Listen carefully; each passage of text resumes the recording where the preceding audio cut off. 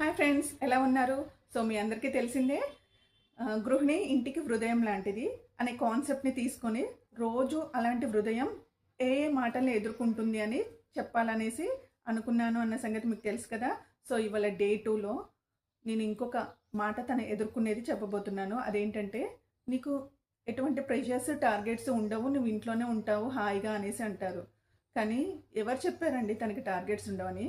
పొద్దున్నే 5ంటికి లెగాలి, అది target. 7ంటికల్లా breakfast ready చేయాలి, అది టార్గెట్. 8:30 కల్లా లంచ్ బాక్స్ రెడీ చేసి పిల్లల్ని స్కూల్కి పంపించాలి, అది టార్గెటే. ఇంట్లో ఉన్న వాళ్ళకి 12:30 కల్లా లంచ్ ప్రిపేర్ చేయాలి, అది టార్గెటే. తర్వాత సాయంత్రం పిల్లలు వచ్చేసరికి 5:30, 6 కల్లా వచ్చేసరికి స్నాక్స్ రెడీ చేయాలి, హోంవర్క్స్ చేపించాలి. తర్వాత 8:30 నైట్ 8:30 కల్లా డిన్నర్ ప్రిపేర్ చేయాలి. ఇవన్నీ టార్గెట్స్ కాదంటారా? డిన్నర్ అయిపోయిన తర్వాత మళ్ళీ కిచెన్ అంతా కూడా శుభ్రం చేసుకొని మళ్ళీ రేపటికి అన్నీ కూడా రెడీగా పెట్టుకున్న తర్వాతనే తను నిద్రపోతుంది. మరి ఇవన్నీ టార్గెట్స్ కాదంటారా? ఇవన్నీ ప్రెషర్స్ కాదంటారా? రేపేం చెయ్యాలా అన్నది కూడా తను ఆలోచిస్తూ ఉంటుంది. మరి అది ప్రెషర్ కాదా? సో మరి మీరు ఇలాంటి మాట ఎదుర్కొంటే కామెంట్ చేయండి.